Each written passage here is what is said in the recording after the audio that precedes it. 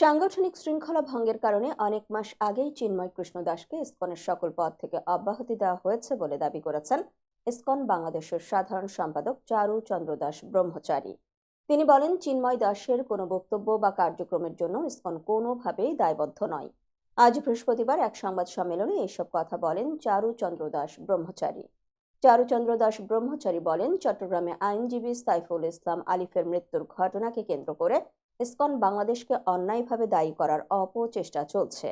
আমরা স্পষ্টভাবে জানাতে চাই, এ ধরনের ন্যাক্কারজনক ঘটনা এবং চলমান আন্দোলনের সঙ্গে ইসকন বাংলাদেশের কোনো ধরনের সম্পৃক্ততা নেই। এই মিথ্যাচার এখন এমন পর্যায়ে পৌঁছেছে যে সড়ক দুর্ঘটনার মতো বিষয়গুলোকেও ইসকনের চক্রান্ত বলে চালিয়ে দেওয়া হচ্ছে।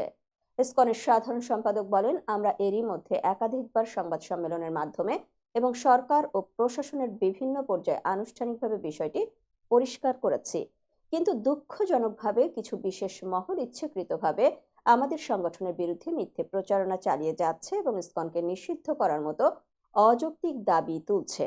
আমরা সবাইকে পুনরায় অবহিত করতে চাই যে অনেক মাস আগেই প্রবর্তক শ্রীকৃষ্ণ মন্দিরের অধ্যক্ষ লীলারাজ গৌরদাস, সদস্য স্বতন্ত্র গৌরাঙ্গ দাস এবং চট্টগ্রামের পুণ্ডরিক ধামের অধ্যক্ষ চিন্ময় কৃষ্ণ দাসকে সাংগঠনিক শৃঙ্খলা ভঙ্গের দায়ে ইসকনের সাংগঠনিক পদ বা পদবি সহ ইসকনের যাবতীয় সাংগঠনিক কার্যক্রম থেকে অব্যাহতি দেওয়া হয় এবং উল্লেখ করা হয় যে তাদের দ্বারা সংগঠিত কার্যক্রম ইসকনের কোনো কার্যক্রম নয়।